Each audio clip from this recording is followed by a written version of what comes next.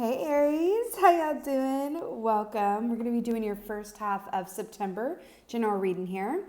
I'm so happy to be back with you guys. Let's get right into your meditation. So, wow.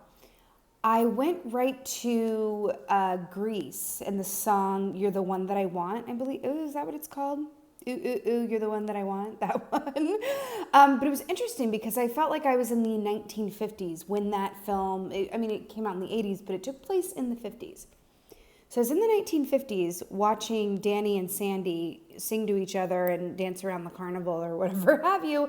And then I was taken to grandparents sitting by a fire and showing a photo album of their younger days to their grandchildren. And I heard the words, "the legacy you inherit." The legacy you inherit. It felt very Ten of Pentacles. Family, ancestry, abundance, security, love, truth. It felt, what can I say? It felt like a hot soup, like a nice stew by a fire. And it felt really cozy. It's the best way I can think to describe it. That's interesting. Yeah. Okay. So we have the black egg here and the swan. So I'm loving this already with the egg and the swan here. So the black egg equates to a King of Swords-esque energy. This is really about the truth of something, right? This circle denotes a connection to spirit, right? Which means that a larger energy, a celestial influence is at play, if you will, meaning that this is a moment in time for you where you're being called to take a little extra notice of your thoughts, your feelings, your emotions, and how you respond to the world around you, to the people around you, to the situations that you're in. You're being asked to observe yourself when the black egg comes up, because this is about the truth of something, right? The truth that is unchangeable, the unchangeable truth, right? This has to do a lot with the throat chakra, the truth that we speak, the truth that we know, right? So that's really beautiful, and it's interesting coming up in the context of family inheritance or legacy, right? Generations, I want to say. Then we have the swan here. I'm so obsessed because I saw Sandy and Danny dancing around, the lovers that they were, and with the swan energy here, this equates to the star energy, which is about, great hope and love and wish fulfillment and spotlight time and, that mirror image. We're all mirrors of each other, right? Every relationship, whether it's your next door neighbor, honey, or your auntie, or, your girlfriend, whatever that is, we're all mirrors of each other, right? Whenever we're triggered by someone, or we really have strong feelings either way about someone, whether that's negative or positive, especially when it's negative, that's a really good opportunity for you to look at that person through the lens of a mirror, of a reflective surface, and go, what are they bringing up or showing me about me? Because that's why I'm so triggered. There's something in them that is showing me something that I don't like about myself. There's something in this, right? Really cool though, really beautiful energies to start off with. Let's see what's going on for Aries. Let's see what's going on. Aries, first half of September. The swan and the star, it's also really sweet love energy as well. So it's a lot of good feeling here. It does feel like an important time in terms of, soul work, reflection, might I say, all that good stuff. Wow. This is making a lot of sense. Okay. So we got the Queen of Pentacles here, or as I like to call her, the Queen of Self-Care. She really is. She is the Queen of Self-Care. She, out of all the queens, really understands the truth that the better and, the more efficiently that she takes care of herself, the better able she is going to be able to help others, right? The more able she is to help others. That's what this is coming up to say. But I also want to point something out. Remember when I said it felt very Ten of Pentacles and I saw the grandparents sitting by the fire showing a photo album to children? I'm really drawn to this rabbit here because rabbits are a sign of fertility and children. And then we have this queen sitting in a chair, and then we have this child's, energy down here. So it's already reflective of what came up in the meditation. What I also like about this Queen of Pentacles, aside from the fact that she's just, sugar and spice and everything nice, is that she understands also that the more she's grateful for what she has, the more she's going to manifest to be grateful for.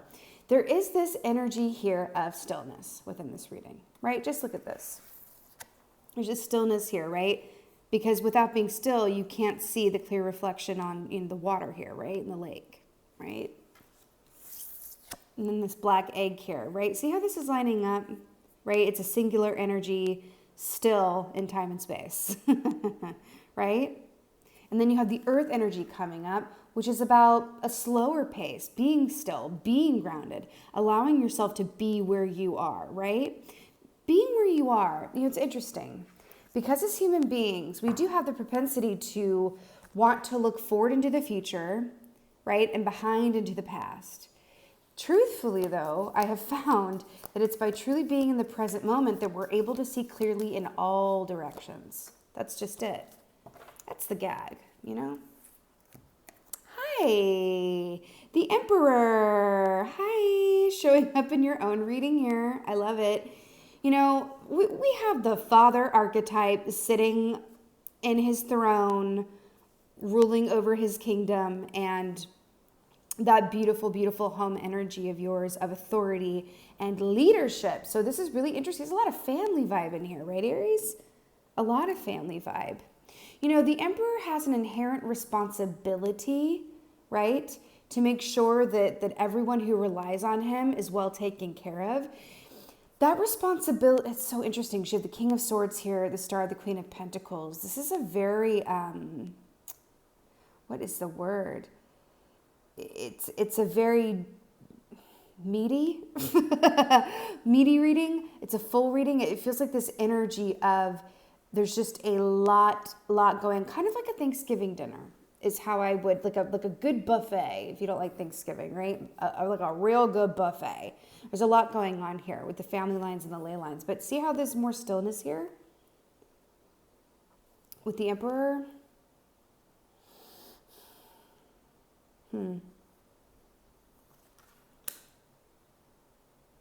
It's interesting because with the Danny and the Sandy too, I do feel like there's, obviously a feminine energy here and a masculine energy. So, and then we have the mirror aspect as well. So you could definitely have someone around you or someone coming into your atmosphere that really is a mirror to you. Even though we're all mirrors, some of us, hold up that mirror a little more closely to others, and it's like, oh wow, like it's that level of telepathy. It's that level of feeling like, you're finishing each other's sentences. It's that level. And whenever something like that happens, whenever we make a connection like that, it is a sign from, spirit or the universe or whatever have you, that is an important soul marker relationship, right? To pay a little extra attention to it, to heed it a little more.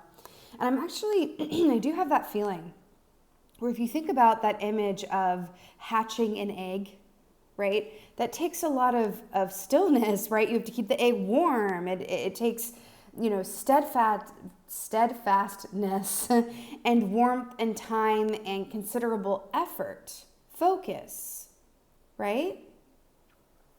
So there's something here, a thread about really taking your time with whatever this is. But I do feel a masculine and a feminine energy at play. For some of y'all, definitely, because we have this one in the mirror here, this can be masculine and feminine aspects of yourself that are coming to the forefront and about your relationship to your ancestry, your legacy, your position in this world, your work, how you make money, your relationship to wealth and abundance and worthiness. For others, you have someone in your energy or coming into your energy that is an important soul marker. Whether this is, a friend that you feel like you've known them forever, even though you just met, or love interest or whatever have you. But this is significant relationships here. Now you have the Five of Cups. Now, special note, I'm about halfway through these readings. I cannot tell you the number of times the Five of Cups has come up collectively. So let's talk about this. Perspective flipping. Five of Cups traditionally is about loss and mourning, and an emphasis on what is not there as opposed to what is there, right? This crow has this focus on these three spilt cups here when you just want to flip it and give it that mirror effect, right? It's interesting how this is coming up. Because if you just flip this crow around, like this one here on the bottom, it would be looking at these two full cups, right? And I'm also really drawn, look at this. This is really interesting. See how all of these crows are looking in the same direction, like to the past, right? If this way's the future, that way's the past. And we're talking about family, ancestry, and legacy, and I saw that photo album.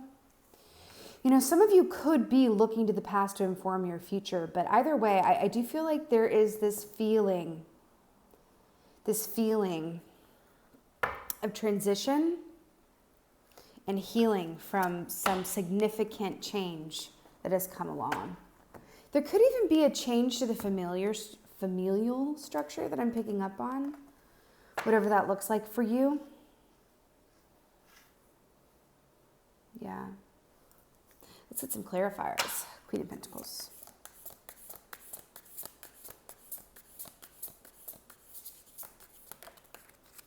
Wow, beautiful. So we have the Ace of Wands here. That is a beautiful firefly pictured here. So this is really interesting. Look at these two wands here. I'm obsessed. So Ace of Wands traditionally, it's that penultimate energy of its home suit of the wands, right? So it's a big energy. It's passion. It's artistry. It's action. Because remember, wands are about the actions that we take and what and whom we feel passionate about. I do feel like someone is moving homes, has just moved homes, or is transitioning around the home life and or career. And I think that some of you guys are actually doing both. So it's interesting. You know, there's this feeling here, especially with the black egg, of getting very clear on what it is that you love the most, what it is you're most passionate about. Sometimes that can be a person. Sometimes that can be about the work that we do, passion projects, what we're talented at, you know, why we feel like we're here, what gets us up in the morning. It's that zhuzh with the Ace of, what is your light in the darkness? Quite literally, right? With the Ace of Wands here. I also want to point out this is a very masculine energy as well. And then we have it with the Queen of Pentacles. So we have another example of those two dual energies coming up here with the masculine and the feminine. So it does feel like there's a transition here where it's like, wow, I'm awake. I know what I want, or I know who I want. I know who I am in my relationship to what it is I want and desire. It's really beautiful. Overall, it feels like there's a good group of y'all who are transitioning to a place and a point and a state of being in given circumstances of which you will be a part for a very long time. Okay? Feels like you're building your 10 of Pentacles, and it's really, really cool. And it's like you have it in your sights, and now it's just about moving towards it in a way that is deliberate, right? With that black egg, that is deliberate and patient, loving and clear-sighted, right? So it wants to come out. Ah, beautiful. Okay, so we got the... So we got the Seven of Swords in reverse here. So in the upright, look at that. Isn't that gorgeous? In the upright, the Seven of Swords denotes a certain sense of self-sabotage, but it's also self-defeating thoughts and behaviors, right? And it's interesting that it's coming up with this Emperor energy because, you know, for me, these are two very different energies. The Emperor doesn't really have much time or much patience. The Emperor's not the most patient energy. He's a lot of wonderful things, but he can be a bit, you know, my way or the highway, as every energy has its shadow side. That is the shadow side of the Emperor, right? Seven of Swords, you know, it's fascinating here because this is a lot about that, what do we call this? It's like that thief in the middle of the day, right? But it's those behaviors that sometimes are blaringly obvious to everyone but us. And it's interesting that the mirror is coming up here too with this. Because sometimes it's like, oh my God, like, wait a minute. you're asking, let's say you're asking for advice from like your grandpa, your mom or dad, or even a good friend. And you're like, well, why do I keep attracting the same kind of person and I keep playing out this same storyline? It always ends the same way. And they just say something to you that is so, you feel it to be so true and such an accurate, view of your behavior and what you tend to do and why you're attracting these people. Because sometimes it really does take an outside eye to see clearly and hold up that mirror to and for yourself, where it's that sense of, oh my God, you're right. I do keep attracting the same person. They do, all these people that I keep attracting, for example, remind me a lot of my father. And I've been playing out this dynamic of, myself with my father, trying to heal these wounds of, just for an example of like abandonment, right? Someone who keeps attracting people who keep abandoning them, right? Is holding up that mirror to them to say it's about healing the abandonment that you experienced at the hands of your father, right? And once you do that, you'll start attracting different people and different lessons, right? That is also how we start to build on our Ten of Pentacles, right? For sure, because it's about realizing, like, not why we don't have what or who we want. It's not really about that. It's more about what's keeping you from who or what you want. Not why you don't have it, what in you is keeping you from it. Okay? And that's what it is. That is what it is. 5 of Cups. It's a lot here, Aries. But it's interesting because a lot of the times when we ask for something that we want, we set that intention, right? And then suddenly we have some hardships to go through. It's like suddenly our friend group gets rearranged. Suddenly, we lose a job and we're drawn to something else. Things start to be shuffled around you. And it can feel a bit intense. You're like, but why? And it's like, well, we're giving you what you asked for, but in order to do that, we have to prepare you for it because you were the one that was keeping you from what you're asking for. So we're going to come in and really help you with that. So it's interesting how that works, and I'm obsessed about this realness. So your clarifier for the 5 of Cups is the Fool. I mean, brand new, fresh start, leap of faith, jumping with both feet in, right? This feels, I keep getting it, this feels like a separation between the past and the future. Do you see this? The crow's looking behind at the past and the grasshopper here is like jumping off into the future. Now look at what's at the center here. Ooh, can't hold them all. 6 of Wands. That's victory. That's victory. And not just, plain old victory, but victory that other people can see. It's public victory. It's acknowledgement, recognition. There might even be an aspect of this where you make this transition, you go from one state of thinking to another, one habitual set of, I normally react this way, I would normally do this, but I'm going to go inside and really look at myself and see myself clearly with that black egg of truth and that swan reflective surface and go, what is really there? I want to see myself clearly, right? I'm going to move on from this place of mourning what has been, mourning what hasn't been, right? Embracing these ways of change. I now know what or who I really, really want. And now I'm open to seeing like what in me has been keeping me from manifesting those things. That's victory right there, which leads you to your Fool and your brand new start. It's really beautiful. I also want to point out the fact that these wands here look like those land markers that mark the beginning and ending of pieces of land. You are working towards your 10 of Pentacles, and it is beginning with you. It's really beautiful. I do feel like there's a sense of, I feel like you're going to be called to release a lot of your old habits and patterns, okay? Letting go of a lot of baggage as well, either emotionally or literally.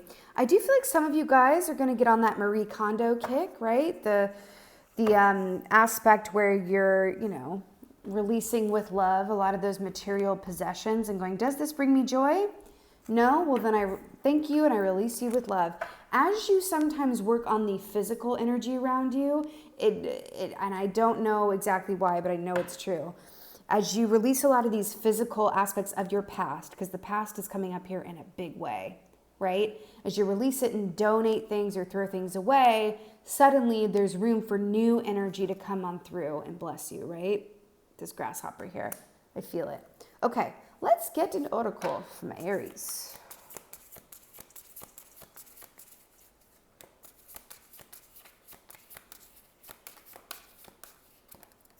Oh my God, beautiful. Wow, this is so beautiful. Sedna, infinite supply.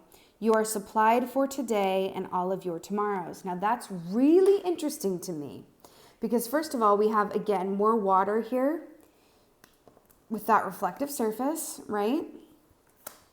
You are supplied for today and all of your tomorrows. Now this is really interesting because this is kind of a Five of Cups vibe too, but it's like a healing vibe as well and a still vibe, right? Again, back to the stillness. But there's also this sense of deep feeling because whales also represent a deep feeling and emotional healing through music and sound therapy.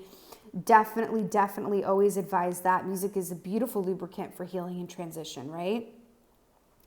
But it's interesting because I was just talking about Marie Kondo and about releasing a lot of things from your physical atmosphere to make room for the new.